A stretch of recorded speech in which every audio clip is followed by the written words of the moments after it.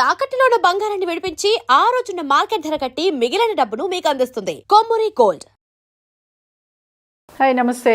నా పేరు doctor hypno Padma Kamalakar, counselling psychotherapist, hypnotherapist, family and marriage health councillor. మా institutes Rajahmundry, హైదరాబాద్లో ఉన్నాయి.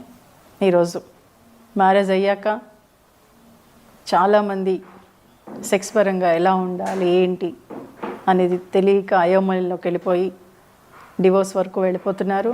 అప్పుడప్పుడు అంటే చాలామంది ఏంటంటే పెళ్ళి అయిపోయి పిల్లలు పుట్టేశారు, ఇంకా మాకు సెక్స్ కోరికలు ఏముంటాయని అంటారు. ఏం కాదండి, హ్యాపీగా ఎక్కడికైనా వెళ్ళండి. ఇద్దరూ కలిసి ఒక అద్భుతమైన ప్రపంచాన్ని సృష్టించుకునేది మీ చేతుల్లోనే ఉంది. ఓకే, నేను చాలా వీడియోస్లో చెప్పాను, ఇప్పుడు కూడా మరలా చెప్తున్నాను. ఇద్దరు కలిసి స్నానం చేయండి, ఇద్దరు కలిసి చక్కగా బయటికి వెళ్ళండి. ఎక్కడికి వెళ్తారో మీ ఇష్టం అది. ఓకే, ఎప్పుడైతే కలిసి స్నానం చేశారో ఆ వాటర్ అలా మీలో పడుతూ ఉన్నాయో మీ ఇద్దరి మధ్యన అటాచ్మెంట్ అనేది మరింత అద్భుతంగా ఉంటుంది. అలాగే చాలామంది జెంట్స్ ఏం చేస్తారంటే, అరే నా భార్య నాకు సహకరించట్లేదు, ఇష్టమైన భంగిమలో ఉండటం లేదు అని చాలామంది జెంట్స్ కంప్లైంట్ చేస్తూ ఉంటారు.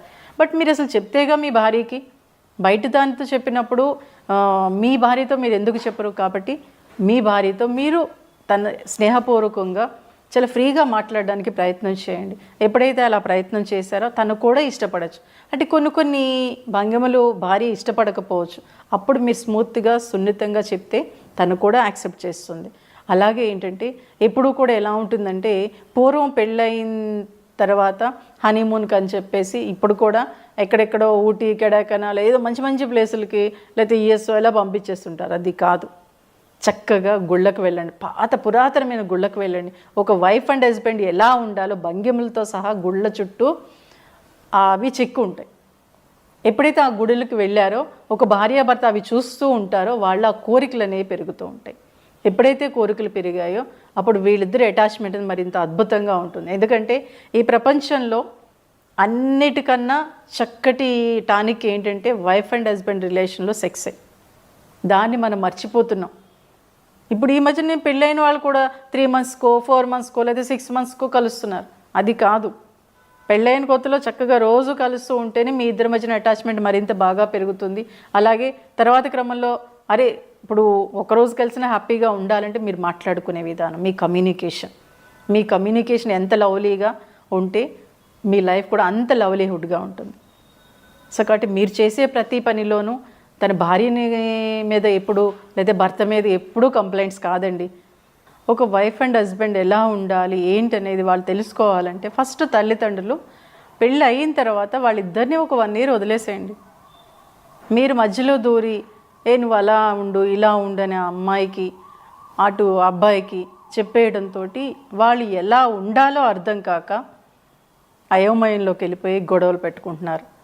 కాబట్టి ఒక 1 or 2 years వరకు తల్లిదండ్రులు వాళ్ళిద్దరిని ఫ్రీగా వదిలేస్తే వాళ్ళు నేర్చుకుంటారు. ఏ గొడవ వచ్చినా ఏమొచ్చినా వాళ్ళకి వాళ్ళు తీర్చుకుంటారు. వాళ్ళు ఏం చిన్నపిల్లలు కాదు, వాళ్ళు జాబ్ చేస్తున్నారు, సంపాదిస్తున్నారు, వాళ్ళకి ఒక స్టేజ్ వచ్చేసింది.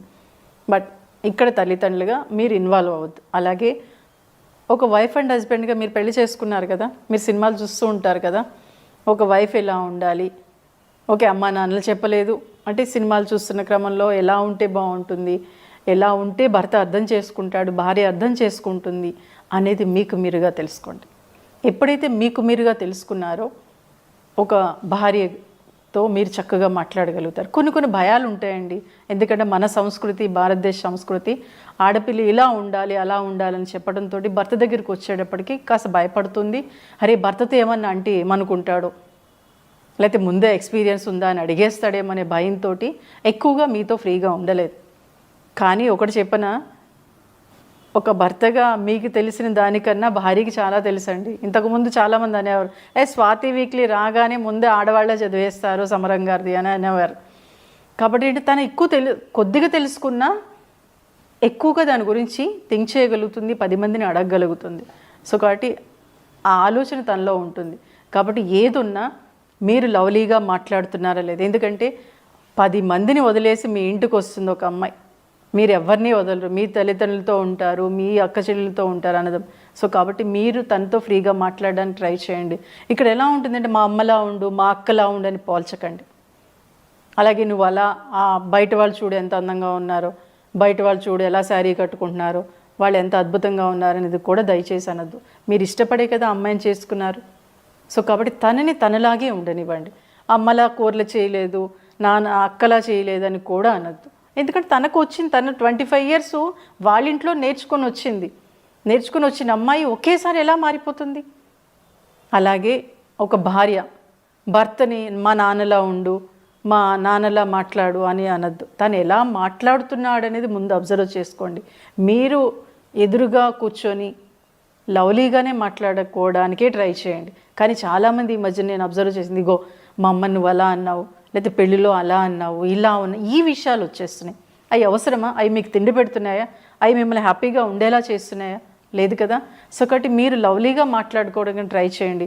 భర్త ఆఫీస్ నుంచి రాగానే భారీ భుజం తడుతూ తిన్నావా, లేకపోతే కాఫీ తాగుదామా అని లవ్లీగా అడగండి. లవ్లీగా మాట్లాడడానికి ట్రై చేయండి. అదే బయట ఆడదాంతో ఎంత అద్భుతంగా మాట్లాడేస్తారండి. అసలు ఎక్కడ లేని కబుర్లు వచ్చేస్తాయి. ఇక్కడ మీ వ్యక్తితనం, మీ సొంతం.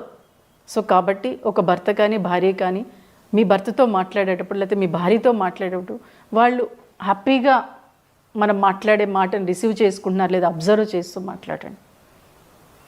అలాగే మీకు ఇంకా కోపంగా ఉంది, చాలా అనీజీగా ఉందనుకున్నప్పుడు చక్కగా భర్త పక్కన భార్య పక్కన కూర్చొని చేయి పట్టుకొని కాసేపు అలా ప్లెజెంట్గా ఉండిపోండి. అలాగే మీకు కోపంగా ఉన్నప్పుడు హ్యాపీగా పడుకోండి. మార్నింగ్ లేచినప్పుడు ఇద్దరు కలిసి రావే కాసేపు బయటికి వెళ్దాం, పని ఉందని అని భార్య అందనుకోండి, సర్లే నేను నీకు హెల్ప్ చేస్తాలే అని చెప్పండి. అలాగే ఇద్దరూ కలిసి సో కాబట్టి మీరు చేసే ప్రతి పనిలోనూ తన భార్యని మీద ఎప్పుడు లేదా భర్త మీద ఎప్పుడూ కంప్లైంట్స్ కాదండి. కంప్లైంట్స్ 2 ఉంటే మంచి 8 ఉంటాయి. ఆ 8ని మీరు మర్చిపోతున్నారు. సో వాటిని బయటకు తీయండి. మీరు ఇష్టపడే కదా పెళ్లి చేసుకున్నట్టే తనలో ఎన్నో మంచి విషయాలు ఉండబట్టే కదా మీరు మీ భర్తని కానీ మీ భార్యని కానీ మీరు చేసుకున్నారు.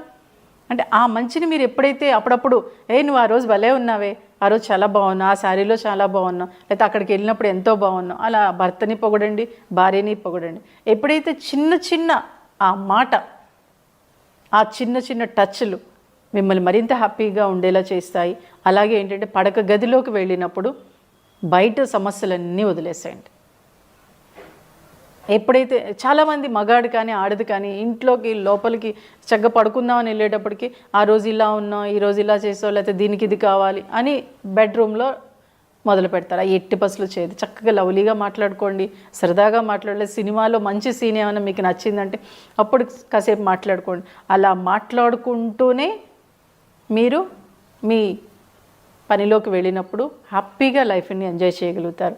బట్ ఎప్పుడూ కూడా ఎలా ఉంటుందంటే సమస్యలని ఎప్పుడు వస్తూ ఉంటాయి. భార్యాభర్తల మధ్యన కూడా సమస్యలు వస్తాయి. బట్ సమస్యలు వచ్చినప్పుడు ఎప్పుడు కూడా భార్య అంటే చాలామంది భార్యలు ఏం చేస్తూ ఉంటారంటే కొంతమంది ఏంటంటే భర్తకి దూరంగా ఉంటారు, లేదా పుట్టింటికి వెళ్ళిపోతూ ఉంటారు. కొన్ని సంవత్సరాలు కూడా దూరంగా ఉంటారు, కొన్ని నెలలు పుట్టింటికి వెళ్ళిపోతారు. అది ఎట్టి పసులు చేయదు. గొడవ పెట్టుకున్న కాసేపటికే మాట్లాడేయండి. ఆ గొడవ పెట్టుకున్న నైటే ఫిజికల్ రిలేషన్ ఉండేలా చూసుకోండి. ఎప్పుడైతే అవన్నీ చేశారో ఈ సమస్యలన్నీ పటాపంచలు వెళ్ళిపోతాయి.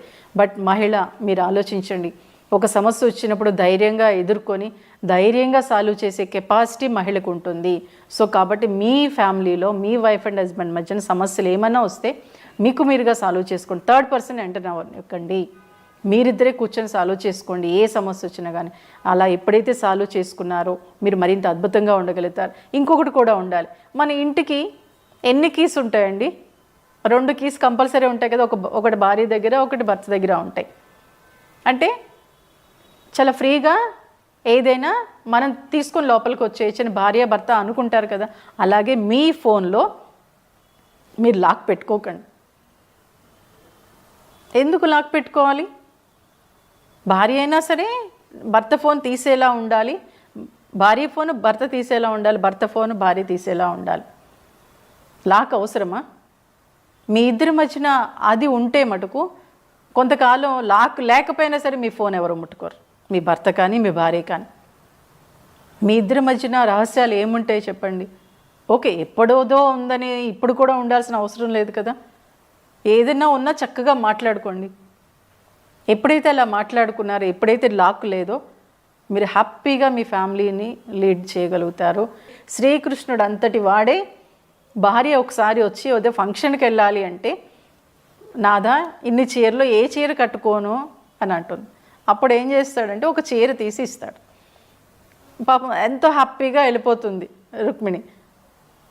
వెళ్ళిపోయిన తర్వాత నారదుడు అడుగుతాడు, ఏంటి స్వామి ఆ చీర తీసిచ్చారంటే అది వాళ్ళ నాన్న పెట్టిన చీర అని శ్రీకృష్ణుడు అంతటి వాడే చెప్పాడు. అంటే వాళ్ళ నాన్న పెట్టిన చీర ఇస్తే ఎంత హ్యాపీగా తను ఫీల్ అవుతుంది. అలాగే మీరు కూడా అప్పుడప్పుడే మీ నాన్న చాలా చక్కగా మాట్లాడతాడే, మీ అమ్మ చాలా ఇదిగా ఉంటుంది, మీ తమ్ముడు ఇలా చిన్న చిన్నవి ఒక చిన్న మాట మీరు ఎప్పుడైతే మాట్లాడారో మిమ్మల్ని నెత్తి మీద పెట్టుకొని చూసుకుంటుంది భార్య.